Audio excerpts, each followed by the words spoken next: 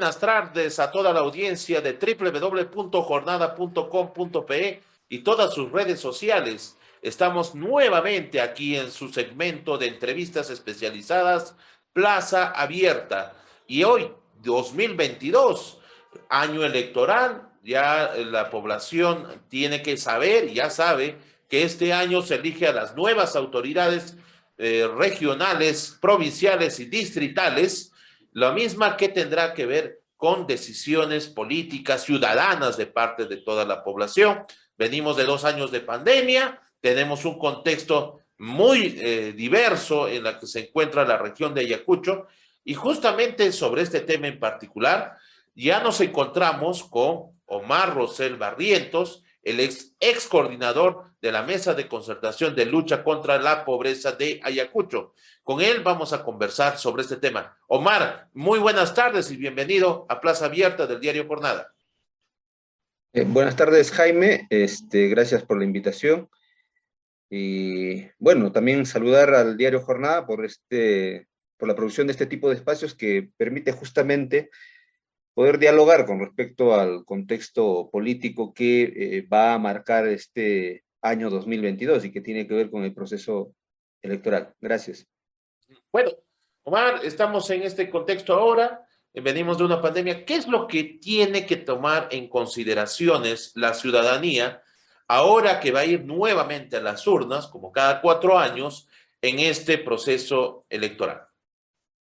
Bueno, yo creo que primero la población debe nuevamente sintonizarse en que no es un proceso electoral que tenga las mismas particularidades que en el 2018. Es un proceso electoral muy distinto, en un escenario todavía bastante complicado por la emergencia sanitaria y por todo lo que nos deja este asunto de la pandemia del COVID-19, ¿no? Entonces, lo que se requiere es justamente que la población pueda entender primero que tiene una gran responsabilidad en términos de deber ciudadano de poder elegir la mejor opción, y para ello requiere pues informarse. Yo creo que es muy recurrente hablar de esto, siempre se habla, pero hay que reiterarlo, porque la ciudadanía tiene una gran responsabilidad en su voto sobre el futuro de su región, de su provincia y de su distrito. Y del otro también tiene que empezar a entender de que la ciudadanía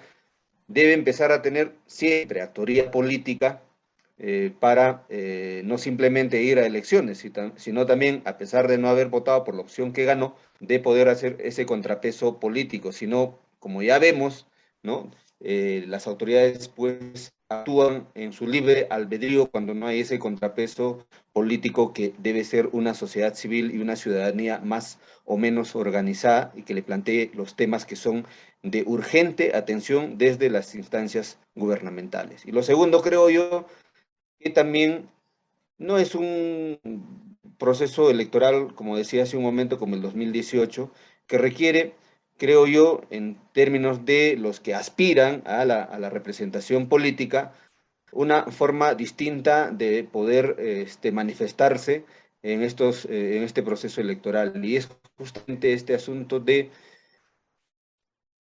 entre los que aspiramos a una representación política, ¿no? Empezamos no simplemente a entender que el proceso electoral es una competencia, sino también que se empiece a entender que se debe partir desde puntos de diálogo y de consensos con respecto a lo que podríamos hacer en los próximos 4 años, tomando en cuenta toda la situación que nos ha impactado la pandemia.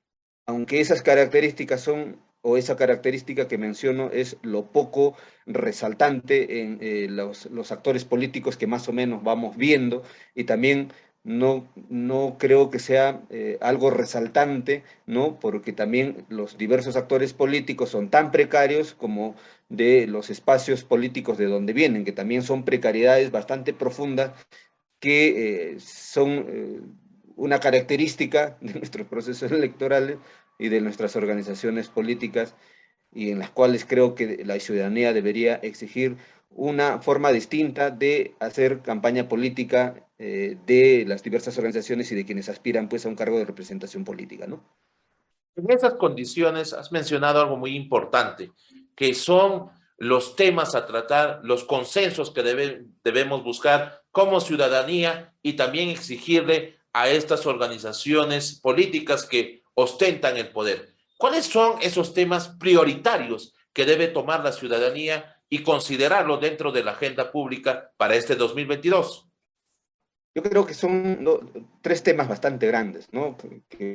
Como ya mencionábamos, han tenido impacto bastante fuerte y por este asunto de la pandemia, y hay que ver pues el asunto de la salud, ¿no? La salud tiene que ser un punto importante y fundamental, porque hemos visto el colapso que ha tenido, porque bueno, además ya el sistema de salud ya estaba colapsado antes de la pandemia, ¿no? Porque desde la mesa de concertación muchas veces se ha podido evidenciar estas brechas de salud, de personal de salud, estas brechas también o estas situaciones de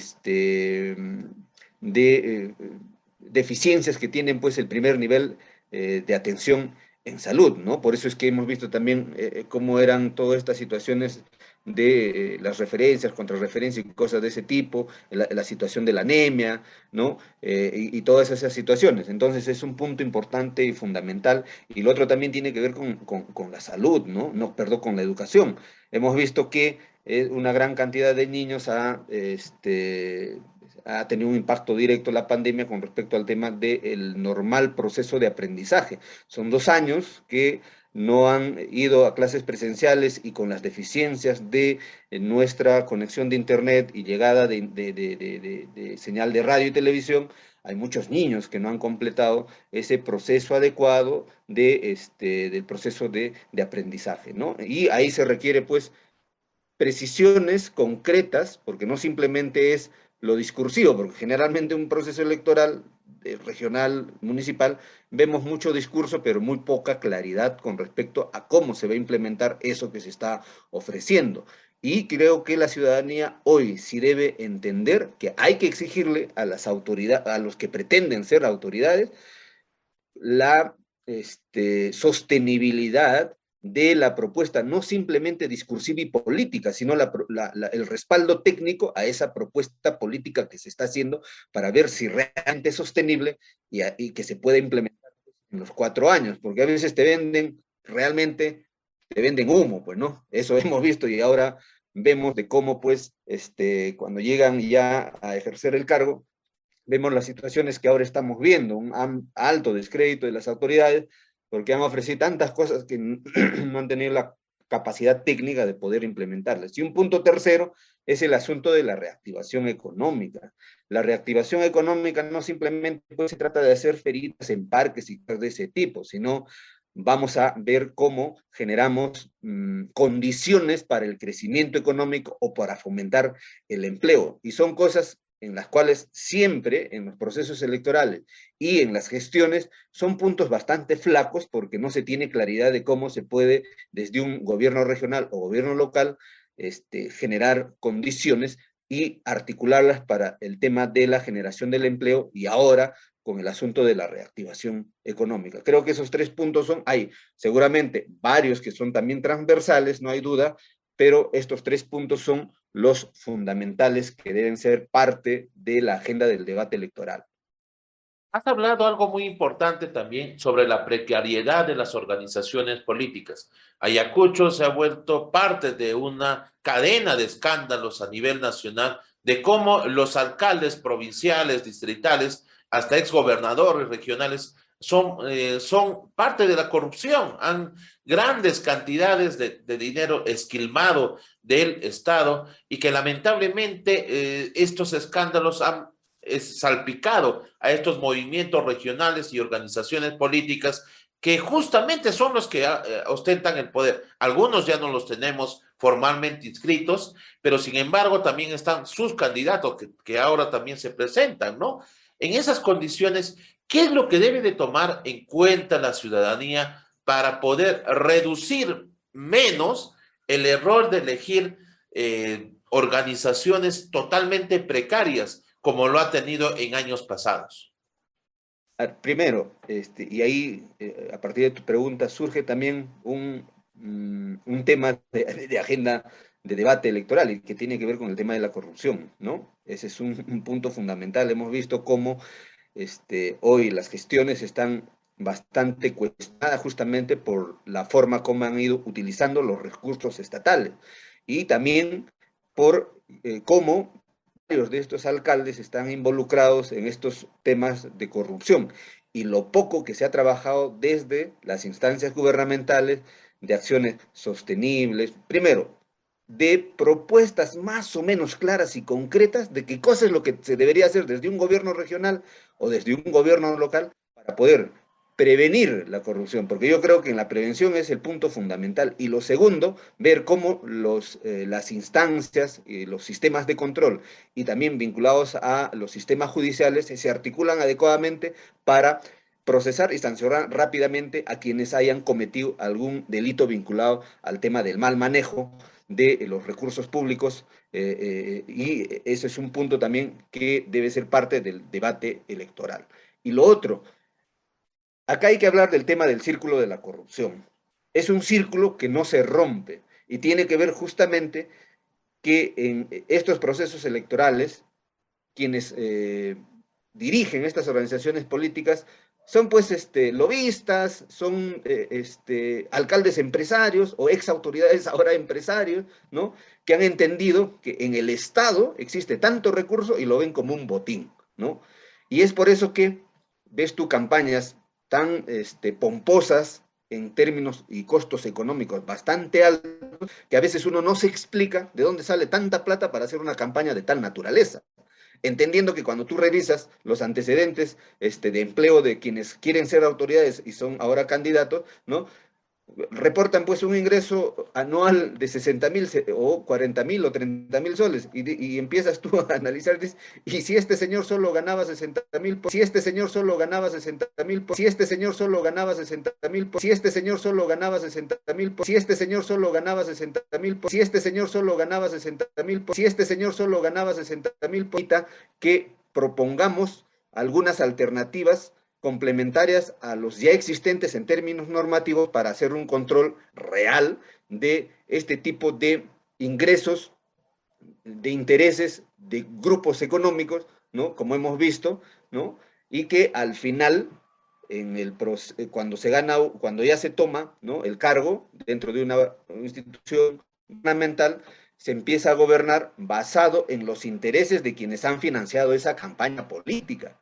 Y ya no se gobierna en función de los intereses de la ciudadanía, de la mayoría, o de que la preocupación de la ciudadanía está por un lado, ¿no? Pero la preocupación de la autoridad está por otro lado, no coinciden. Entonces, este es un círculo vicioso que justamente permite de que estos poderes fácticos, estos intereses económicos, ¿no? Se filtren en estas organizaciones políticas bastante precarias, que al final nos proponen candidatos que realmente son pues insostenibles, ¿no? En términos éticos y morales. Entonces yo creo que la ciudadanía debería sí ser un poco más consciente en vez de pelearnos entre nosotros si tal cual o tal candidato es mejor que el otro, no, empezar a auscultar si en términos éticos y morales y en términos más o menos evidentes, ¿no? Hay una relación pues directa y coherente entre lo que el señor reporta en términos de ingresos y en lo que realmente es su campaña. Cuando es una campaña pomposa, obviamente hay intereses tras bambalinas, de intereses más o menos oscuros, como ya hemos visto, ¿no? Que al final hacen de que la administración o la gestión de una autoridad no esté basado en los intereses de la mayoría, sino en los intereses de quienes han financiado una campaña. Es un asunto que nuestras normas electorales no han logrado todavía controlar y creo que la ciudadanía debería ser un poco más consciente con respecto a estas falencias que existen en la normativa y lo segundo, que también habría que sancionar en las urnas con nuestro voto a quienes permiten la infiltración de este tipo de poderes económicos que al final distorsionan la forma de hacer gestión pública. Bueno, muchísimas gracias por tu participación, Omar. Estaremos en contacto para otros temas relevantes como estos. Y definitivamente, ahora que empezó la jornada electoral 2022, nosotros también, como el diario Jornada, vamos a ir a las calles a escuchar su voz de la ciudadanía y hacerla presente mediante toda nuestra plataforma de redes sociales, medio de comunicación que nosotros somos a nivel regional. Agradecemos la participación también de usted, audiencia, y no se olvide de visitar nuestra página web www.jornada.com.pe y nuestra plataforma de redes sociales. Con nosotros será hasta la próxima.